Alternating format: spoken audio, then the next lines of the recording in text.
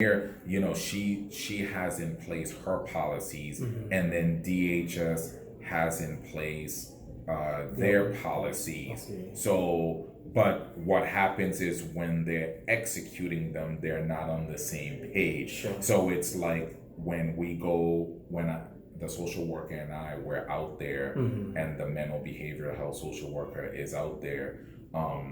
You know, it's like the mayor's office is saying one time we're gonna throw people's stuff away, and then the next time we're not. So there's inconsistencies. Okay. And that's why you've now a lot of the lawyers for like Street Sense and these like just lawyers in general, they're advocating for the homeless people, and they're saying, what the city is, what the district is doing is wrong, because so although there's policies, they're enforced certain times, and in other times they're not, and depending on the race of the homeless population, they're overlooked in certain areas, and in other areas, we don't touch those areas. So yeah, the policies are there, but they're not consistent. Consistent. Yeah. So at some point,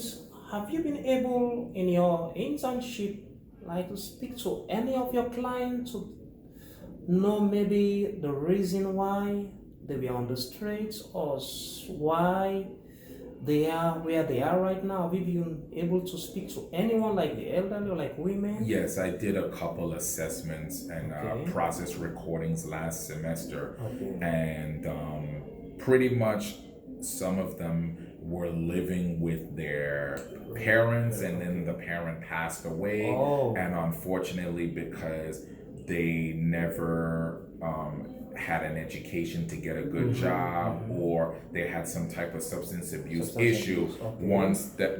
once their family member passed away, Okay. that safety net was gone. And now they were on the street. Okay. And it took, a lot of them haven't been able to recover because they don't meet the qualifications. As I said, like a big thing is the drug, if they have been arrested, that's drug-related offenses. and that's most of them, because most of them have, in addition to mental issues or being homeless, they have a substance abuse issue.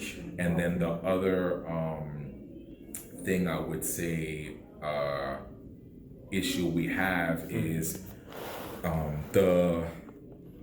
I want to say, like, the population, they feel the shelters are not a safe place. They're safer being on the street than being in the shelter. For whatever reason, they feel like they're not going to be protected. Their property will be stolen, they'll be assaulted. So those are the issues that you have to deal with. And then, because they're on the street, most homeless people don't tend to stay stationary. They're always on the move. So you may engage them in this particular location today, and when you go back there tomorrow, you may not see them, because they found another place to set up shop for that night. So that's a challenge in of it itself, even trying to offer help to them, because you gotta constantly stay on the move with them, to keep up with their activities. Okay, good, thank you. So your work is mainly on the policy side at a macro level. So what are some of these skills set that you have, or what are some of the your strengths that you think you can bring in to help that change some of those policies on to impact the homeless population you are working for out there? What are some of the skills that you think you have, that will help change some of these concepts, stereotypes with regards this homeless population? What are some I would say my background, like a historical background. So having a historical background, you kind of you have a wider scope of the way you look at things, and you see the trends. and also focusing on the trends,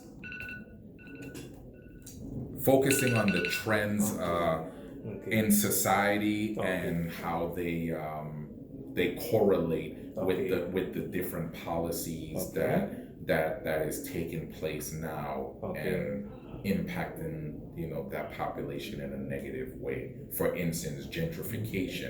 How are these why are these people being displaced at the expense of other people? Why does one set of people feel like they're entitled to live a certain lifestyle and have a certain quality of life, and it's expected with the expectation that other people are not on the same level playing field with them and don't deserve the same resources? So having that understanding and mindset, I feel it will make me be more advocating for this vulnerable population. Oh, that's good. So it's good to hear you can use your advocacy skills, engaging skills, meeting this homeless population, and see how much you could help them, how much impact you could create especially with regards at a macro level in helping bring up new policies to impact the homeless population you are working for. Okay, so thank you very much, Mr. Garcia. It's good talking to you. I've learned something about your struggles that you went through, and indeed, I know you from our interview, you have a lot of struggles, and these struggles with your skills, with the resources, with the strength, the mental strength you have, much help will be given, and you will create impact. So thank you very much. We'll continue the interview when we schedule another appointment. So thank you very much. I appreciate it. So thank you very much. Yes, thank you.